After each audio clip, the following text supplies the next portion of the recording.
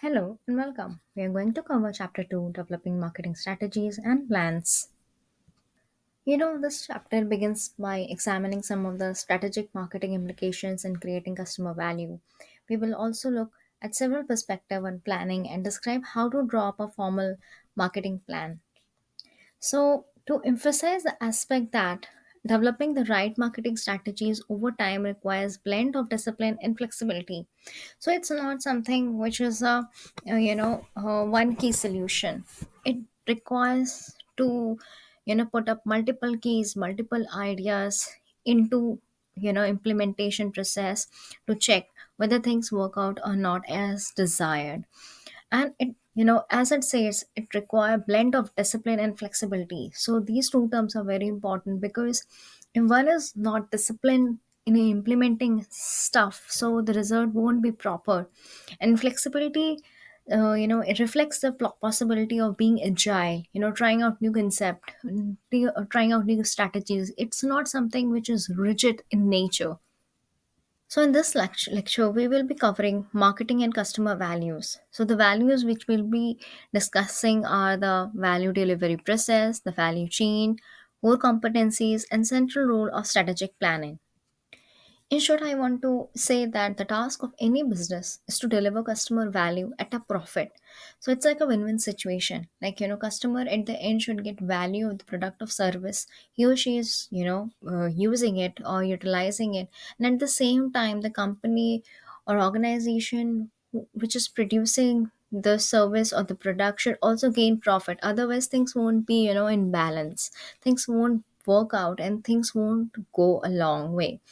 A company can win only by fine tuning the value delivery process and choosing, providing, and communicating superior value to increasingly well informed buyers. So, it is something that, there should be a fine tuning in the value delivery process which goes on, and there should be well polished communication which happen to a brand should have. Now, coming on to the concept of value delivery process, as we have already seen in chapter one about the concept, that is production concept, the selling concept, the product concept, and finally the marketing concept. So traditionally the things started with the production concept, wherein things are were manufactured in huge volume and people were just consuming it. It was something a pushed back marketing, wherein customer has no choice or no say in getting the things. It was something that what is being made, that has to be consumed by the consumer, right? There was only one way communication, nothing else. So the traditional way of marketing is that a firm makes something and then it sells, like I said, with marketing taking place during the selling process only. Company take that take this view to succeed only economics marked by the good shortages where consumer are not fuzzy about the quality, feature, or style. For example, we can talk about like basic staple goods in developing market. For example, the basic pen or basic toothpaste, or anything which is very basic, and like consumer are not toothpaste, I can take my backwards, because people are very particular about getting the toothpaste, but very very simple stuff like pens and all. So like they don't invest so much, and thinking about it thinking about buying it. So value creation delivery is a sequence and is divided into three phases. That is the choosing the value, providing the value, and finally the communicating. So first, choosing the value is kind of homework for marketers that they must do before any product exists. They must segment the market, select the appropriate target and develop the offering value proposition. The formula which we have already talked about, that is STP, segmentation, targeting, and positioning, is the essence of strategic marketing, right? So it's like we have to do it before the product or service is being launched. The second is providing the value. So marketing marketers during marketing must identify specific product, feature, price, and distribution. So all things should be streamlined and well communicated within the organization internally, as well as to the external environment. The third and the last comes the communicating. So the value by utilizing the internet, advertising, Salesforce, any other means of communication to to just announce what their product services is all about, and product, and promote the product over all these stages is what communicating means. And it's a very important part of the value delivery process, because all the communication in every platform should be same. It should say the same thing. For example, if the color of this PPT is purple and it reflects some identity, so this identity should be reflected in every other social media or any other platform wherein the product is being launched or communicated. So the second concept is the value chain. So value chain is kind of tool for identifying ways to create, to attract more customer value, right? It is something, it's a tool which marketers, play with or operate with.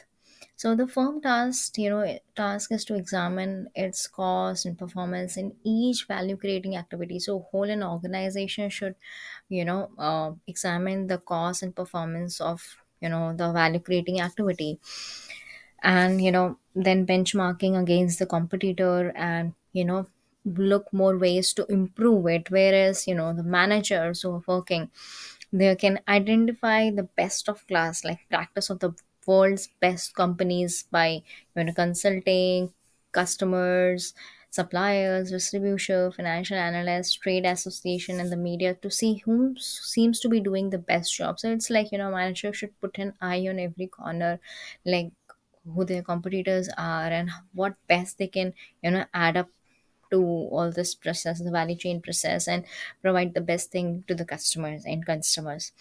So it's a marking sensing, it is a market sensing process wherein the marketers or the whole organization gather information about the market and what goes all around their uh, their area, right? So there are, like, in value chain there are two steps, or you can say there is one called strategic aspect of it, and the other is called the activity part of it, right? So it's like you have to strategically define all the activities in the value chain process. So there are two aspects of value, that is first is the primary, and the second aspect is secondary. So in primary aspect, what are the main things which managers or the organization should take care is like inbound logistics, the operation part of it, the outbound logistic, marketing and sale aspect, and service. The secondary aspect is the procurement, technology, the HR management thing, and the firm infrastructure. So its value chain is it's like all the small aspect of the business should be looked upon deeply, right? We have talked about the value chain. What is value chain? It's a strategic activity divided into two parts, that is primary and secondary. So like how this value chain is being delivered, or how it is implemented. So the process is known as value delivery process, and there are like some segment of the process, that is market sensing, new offering realization process, customer acquisition process, customer relationship management process, and finally the fulfillment management process. Talking about the first, the market sensing process. So as the name suggests, market sensing, it is actually wherein people gather, marketers and brand gather, and gather the information about what is going on to the market, right? And the second, new offering realization process, wherein the researching, developing, and launching of the new high quality offering is looked after quickly and within the budget of the product or services what is being determined. The third is customer acquisition process, wherein one should define the target market and prospect of the new customers. Like this should be a very clear cut and very determined aspect of value delivery process. The second last is customer relationship, which means that building a deeper understanding, building a strong bond with the customer, individual customer, I better to say, and offering the best value or best service to them, so that they deliver, they just spread about your brand word of mouth to everybody who is around them. The last one is the fulfillment management process, wherein receiving and approving the order, shipping goods on time, and collecting the payment. So it is something that the it is kind of logistic things, wherein if a customer has booked some as a gift from Amazon, and while they were booking, it was showed that tomorrow at 10:30 a.m. it will be delivered, but unfortunately the customer haven't received the product on time. So it creates a fuzz in the mind of the customer. So it's very important to look after the this aspect of service, right? Now coming on to the concept of core competencies, nowadays a firm also need to look for a competitive advantage beyond its own operation in the value chain of suppliers, distribution, and customers. And many companies today have partnered with specific suppliers and distributors to create a superior value delivery network, and also which is also called a supply chain, right? So they have just most of the company nowadays have created a smooth supply chain process. But core competencies is one of the aspect which companies do not should not overlook it. So and it consists of what it consists and what it gives to the company is competitive advantage with respect to the competitors, which significantly impact the customers mindset about the brand.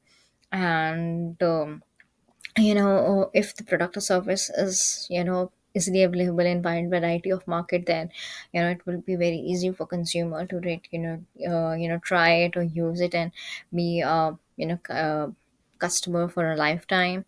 And the most important part is product or service should not be easy to imitate. The it should be something that is very core to the product or core to the brand.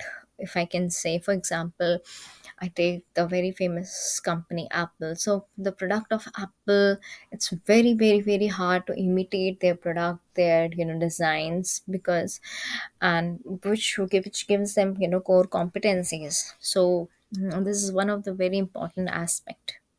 And lastly, for the today's topic, that is central role in strategic planning. So, companies nowadays focus on customer and are organized to respond effectively to the changing needs. They are very agile and flexible. And what the strategic marketing plan lays on the target market and the firm value proposition based on the analysis of the best market opportunities which is present, and the tactical marketing plans that specify the marketing tactics, including the product features, promotion, merchandising, price, sales channel, etc. Right? So marketing plan is one of the finest aspect of launching any plan, launching any product or services or about any company. And it is divided into two parts, that is strategic and tactical. Strategic is something very clearly defined about the features and services, and tactical is something how you're communicating with the customer, right? Very tricky way, very smart way, right? Um, if we talk about the strategic planning, there are some of the few points which has to be taken care of, that is managing business and as an investment. So the organization, the internal employees should focus that if some product is launched in the company, right? So it's a kind of investment. For example, if I take that iPhone launches new iPhone every 6 months, or like 9 months. So the launch is not just a simple launch, it's an investment which a company makes in producing a certain iPhone, and then just launching and giving to the customer, and getting the feedback. So any product or services which are launched should be taken as an investment aspect. The second is market growth and company's performance. So, as I already mentioned, that marketers and whole the company should very much be aware about what is going around the company, what are the competitors, and what are the, their features, the product or services features which are going around, and how they are just going to manage and cope in the future about their with their product. And the last one is establishing a strategy. So now strategy is very important, for any company. For example, if I say the launch of Apple iPhone was very strategic, the way Steve Jobs has given the interview about how the launch was done, it made a huge impact in whole the company, and it gave a spark in the eyes of the customer that, oh my god, this is something very new in the market. And a feeling of fear of missing out if they don't you know get or buy the iPhone. So it is something they have done very strategically, right? That's all for today. I hope my lectures are very good and you're loving it. Let me know in the comment section if I can add more things to it. Thank you.